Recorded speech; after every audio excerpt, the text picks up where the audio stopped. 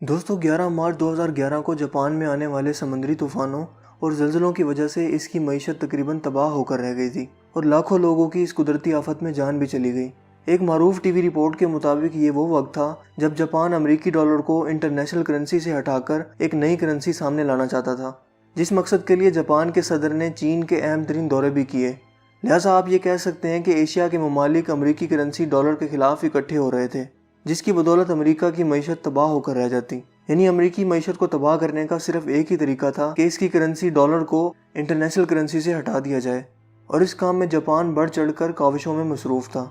लिहाजा अमेरिका ने इस सूरत हाल को देखते हुए जापान को एक खुफिया पैगाम जारी करवाया कि अपनी मईशत को हमारी पॉलिसियों के हवाले कर दो, वरना हम तुम पर समुद्री तूफानों और ज़लज़लों से हमला कर देंगे। दोस्तों ज़ाहिर है जापान को भी ये एक धमकी ही महसूस हुई और उन्होंने भी सोचा कि किस तरह भला समुद्री तूफानों और ज़लज़लों को हथियार के तौर पर इस्तेमाल किया जा सकता है, क्योंकि ये सब तो कुदरती निज़ाम है जिसे कोई इंसान कंट्रोल नहीं कर सकता। मगर 11 मार्च 2011 को दुनिया ने देखा कि समंदर की बड़ी बड़ी सुनामी की लहरें जापान के शहरों पर टूट पड़ी। इनकी ज़मीन ज़लज़लों और आफ्टर शॉक से लरज़ उठी और जापान की मईशत को नेस्तो नाबूद करके रख दिया। अब दोस्तों यहाँ सवाल ये पैदा होता है कि आखिर ऐसा कैसे मुमकिन हुआ? क्या वाकई ही कुदरती मौसमों, समुद्री तूफ़ानों और ज़मीन के ज़लज़लों को इंसान कंट्रोल कर सकता है? और अगर हाँ तो ऐसा कैसे मुमकिन है, और इसके पीछे छुपे खुफिया मकासद आखिर क्या हैं? ये सब बातें जानेंगे आज की हमारी इस वीडियो में।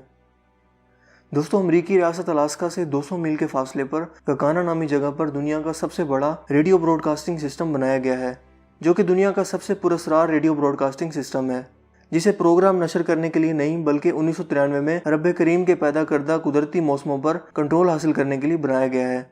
और इस प्रोजेक्ट को हार्प का नाम दिया गया है, जिसका मतलब है high frequency active auroral research programme.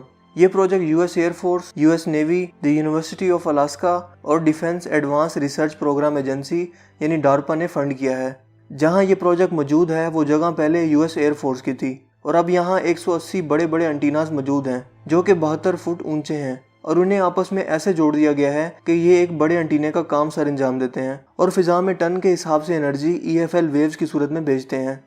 दोस्तों हार्प के जरिए 36 million what high frequency waves को खला में भेजा जाता है।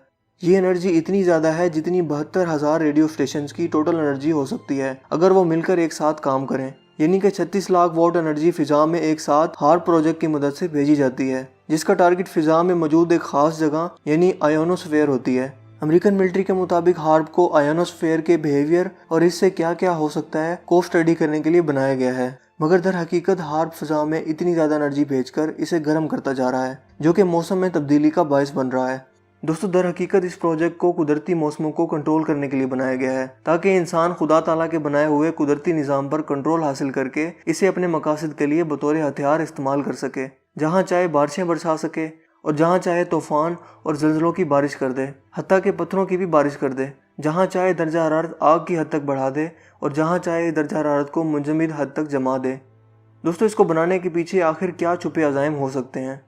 इसको समझने के लिए हमें सबसे पहले नबी करीम सल्लल्लाहु अलैहि वसल्लम की इस मुबारक हदीस पर गौर करना होगा, जिसमें आप सल्लल्लाहु अलैहि वसल्लम इरशाद फरमाते हैं कि दज्जाल के हुक्म पर बारिशें नाजिल होंगी। वो ज़मीन को हुक्म देगा तो वो सब्ज़ा उगाएगी। वो कहर डालने पर कादिर होगा, ज़मीन इसके हुक्म पर अपने ख़जाने बाहर निकाल देगी। दोस्तों अगर हम इस हदीस मुबारक पर गौर करें तो दज्जाली निज़ाम की एक खुसूसियत ये भी बयान की गई है कि वो सब्ज़ा उगाने और कहर देने पर कादिर होगा। मतलब इसी के हुक्म पर बारिशें बरसेंगी और खुश्क साली होगी। गर्ज ये कि वो खुदाई मौसमों पर कुदरत रखेगा और इसी की बदौलत वो लोगों को गुमराही की तरफ धकेलेगा। लिहाजा दोस्तों ये साफ हो जाता है कि हार्प नामी ये प्रोजेक्ट इसी सिलसिले की एक कड़ी है, जिसे आलमी खुफिया ताकतों की जानिब से दज्जाली निज़ाम की राह को हमवार करने के लिए तख्लीक किया गया है, और ये इसमें काफ़ी हद तक कामयाब भी हो चुके हैं। अब सवाल ये पैदा होता है कि आखिर ये हार्प काम कैसे करता है? दोस्तों ज़मीन से 80,000 किलोमीटर की बुलंदी पर मौजूद कुदरती तह आयोनोस्फेयर मौजूद है, जो कि हमारी ज़मीन के गिर्द कुतुबैन पर असर अंदाज होती है और इसी की बदौलत मौसम जन्म लेते हैं। अगर इस तह में कुछ तगय्युरात पैदा हों या कुछ गड़बड़ कर दी जाए तो ज़मीन पर मौसमी शिद्दत का सामना करना पड़ सकता है। दोस्तों ज़मीन की 6 हवाई तहें, समंदर, हवा, खला, इन सब चीज़ों को आयोनोस्फेयर की तह कंट्रोल करती है। अगर इस तह की प्रोटेक्शन मौजूद ना हो तो हमारी ज़मीन कुछ सेकंड्स में जलकर खाकस्तर हो जाएगी। लिहाजा इस तय का इल्म होने पर अमेरिकी साइंसदानों ने इसे कंट्रोल करने के लिए हार्प जैसा मंसूबा तश्कील दिया, जिसके ज़रिए 3.5 मिलियन हर्ट्ज़ फ्रीक्वेंसी लहरों को आयोनोस्फेयर की बलाई तह तक भेजा गया और इनसे टकराने पर इन लहरों ने आयनोस्फीयर की तह में छेड़छाड़ करना शुरू कर दी, जिसकी बदौलत अमेरिकी साइंसदान इस कुदरती फिजा की तह को एक हद तक कंट्रोल करने में कामयाब हो गए। और इसी की बदौलत शदीद मौसमी तगय्युरात को देखा गया, यानी किसी इलाकों में सर्दी लेट आना शुरू हो गई जबकि गर्मियों का अरसा तवील होना शुरू हो गया। कई सदियों से मौजूद जमे हुए ग्लेशियर पिघलना शुरू हो गए, जिसकी बदौलत समंदरों की सतह बुलंद होना शुरू हो गई। लिहाजा सैलाब और सुनामी जन्म ले रहे हैं, जबकि ज़मीन की तहें भी टूट फूट का शिकार हो रही हैं। दोस्तों, जब अमरीकी अवाम को इन मौसमी तगय्युरात का शऊर आया तो उन्होंने इस प्रोजेक्ट के खिलाफ एहतजाज किया, जिसके नतीजे में मजबूरन 2013 में हार्प नामी इस प्रोजेक्ट को एलानिया तौर पर बंद कर दिया गया। मगर दर हकीकत इस बात को अकल तस्लीम नहीं करती कि अमरीकी हुकूमत अपने ही गुलाम अमरीकियों के कहने पर इतना अहम प्रोजेक्ट और इतना अहम हथियार कैसे बंद कर सकती है, जबकि दर हकीकत इसे खुफिया तरीके से और दुनिया की नज़रों से ओझल करके अभी भी इस पर ज़ोर शोर से काम जारी है, क्योंकि यही वो टेक्नोलॉजी है जो कि दजाली सल्तनत का एक बहुत अहम हथियार होगा, जिसकी बदौलत मौसमों पर कब्जा मुमकिन होगा।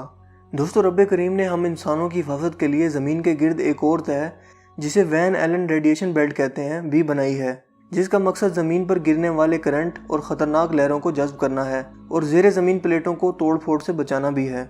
अगर इस कुदरती तह में कुछ गड़बड़ हो तो शदीद ज़लज़ले जन्म ले सकते हैं, और इस तह का कंट्रोल भी कुदरती तौर पर आयनोस्फीयर से होता है, क्योंकि आयनोस्फीयर अपनी मकनातीसी ताकत से वैन एलन रेडिएशन बेल्ट को जकड़े रखती है, जिससे आसमानी बिजली और दूसरी खतरनाक शुआएं ज़मीन पर नहीं पहुँच पाती। ज़ेरे ज़मीन लावा भी कंट्रोल में रहते हैं, जबकि हार्प के ज़रिए जब हाई फ्रिक्वेंसी लहरें फ़िज़ा में भेजी जाती हैं तो इसे शदीद गर्म कर देती हैं।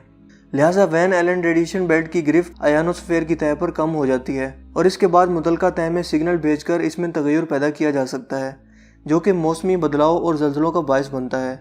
जबकि समंदरी लहरों को कंट्रोल करने के लिए हार्प चांद की कशिशी लहरों का इस्तेमाल करता है, क्योंकि समंदर में मदोजज़र का निज़ाम चांद की कशिशी लहरों की बदौलत मुमकिन होता है। ये लहरें पानी में दाखिल होकर बड़ी लहरें और फिर सुनामी बन सकती हैं। ख़ुसूसन 7 और 21 तारीख को चांद की कशिशें बहुत ज़्यादा होती हैं, जिसकी बदौलत समंदर की बड़ी बड़ी लहरें वकूफ़ पज़ीर होती हैं। लिहाजा इसी खसूसियत को देखते हुए चांद की कशिशी लहरों में मज़ीद इलेक्ट्रॉन्स दाखिल करके इन्हें मज़ीद शदीद किया जाता है, जिससे समंदर की लहरें 500 फुट तक बुलंद करके किसी भी शहर की तरफ मोड़ी जा सकती हैं। इसी तरह सूरज की आने वाली रोशनी में भी शदीद गर्मी और अल्ट्रा वायलेट रेज मौजूद होती हैं, जिन्हें कुदरती तह मेसोस्फीयर साफ करके 1000 डिग्री सेंटीग्रेड दर्जा हरारत को कम करके महज 30 या किसी जगह पर 0 डिग्री सेंटीग्रेड तक कम कर देती हैं, जो कि हम दुनिया के मुख्तलिफ ममालिक में महसूस करते हैं। दोस्तों, इस तह का कंट्रोल भी आयनोस्फीयर के पास है।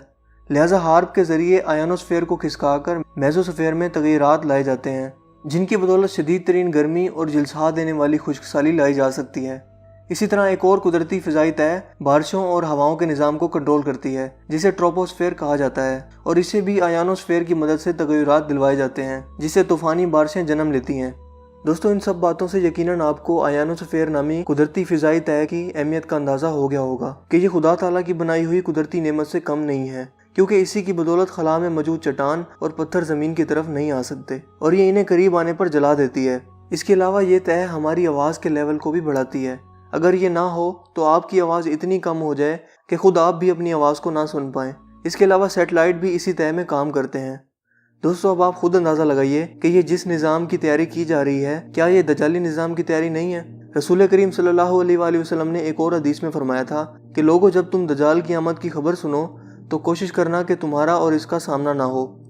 इस हदीस का मफ़हूम यकीनन यह है कि जब तक हज़रत ईसा और इमाम मेहदी का ज़हूर ना हो, हमें इस दजाली फितना से दूर रहना होगा, क्योंकि अगर हम खुद पर यकीन करके कि हमारा ईमान बहुत ज़्यादा मजबूत है, हम तजस्सुस के तौर पर इस दजाली फितना को जानने की कोशिश करेंगे तो ये दजाली फितना पहली नज़र में ही हमें गुमराह करके रख देगा। दोस्तों, इस वक्त दुनिया में इसी एजेंडा पर इल्यूमिनाती नामी खुफिया तंजीम मौजूद है, जो कि शैतान की पैरोकार है, और इसका मकसद पूरी दुनिया में एक हुकूमत कायम करना है, यानी कि वन वर्ल्ड ऑर्डर। और इस मकसद के लिए वो हर हथकंडा इस्तेमाल कर रहे हैं और इन्हें लगता है कि वो अपनी एक आंख की मदद से सब देख रहे हैं। ये आंख दोस्तों दरअसल दजाल की ही आंख है। इन शैतानी पैरोकारों से लड़ने के लिए हजूर अकरम सल्लल्लाहु अलैहि वसल्लम की हदीस के मुताबिक जब हज़रत ईसा अलैहिस्सलाम दजाल पर नज़र डालेंगे तो वो पिघलने लगेगा। इसके अलावा जब दजाली फ़ौज शिकस्त खाकर भागेगी तो हर दरख्त अपने पीछे छुपे दजाली फ़ौजी को ज़ाहिर करेगा। दोस्तों, इसका मतलब ये हुआ कि दजाली फ़ौज की लाख टेक्नोलॉजी के बावजूद रब करीम अपने हक पर कायम रहने वाले सिपाहियों की भी मदद फरमाएगा। यकीनन दोस्तों, ये इंसान का मुश्किल तरीन इम्तिहान होगा اور یہ دجالی فتنہ منافقین، مشرکین اور حق پر قائم رہنے والے لوگوں کو الگ الگ کر دے گا۔ دوستو، ہمیں ضرورت اس بات کی ہے کہ ہم زیادہ سے زیادہ حق کو پھیلانے کی کوشش کریں اور جتنا ہو سکے آگاہی پھیلانے میں اپنا کردار ادا کریں۔ ان شیطانی ہتھ کنڈوں کو زیادہ سے زیادہ ایکسپوز کریں اور اس دجالی فتنہ سے پناہ مانگیں۔ رب کریم کی ذات پر مکمل بھروسہ رکھیں کہ وہ ہر صورت اپنے بندوں کی غیبی مدد فرمائے گا، اور اس بدترین دجالی فتنہ سے بھی پناہ مانگیں۔ خدا ہم سب کا حامی و ناصر ہو۔ دوستو، مجھے امید ہے کہ آج کی ہماری ویڈیو آپ کو پسند آئی ہوگی۔ اگر آپ کو ویڈیو اچھا لگا تو اسے لائک کیجیے اور دوستوں کے ساتھ شیئر کیجیے۔ میرا نام ہے حسیب شفقت اور آپ دیکھ رہے ہیں ہنسی ٹی وی۔ میں ملوں گا آپ سے ایک نئی انٹرسٹنگ ویڈیو میں، تب تک کے لیے اپنا بہت سا خیال رکھیے گا۔ Thanks for watching. خدا حافظ۔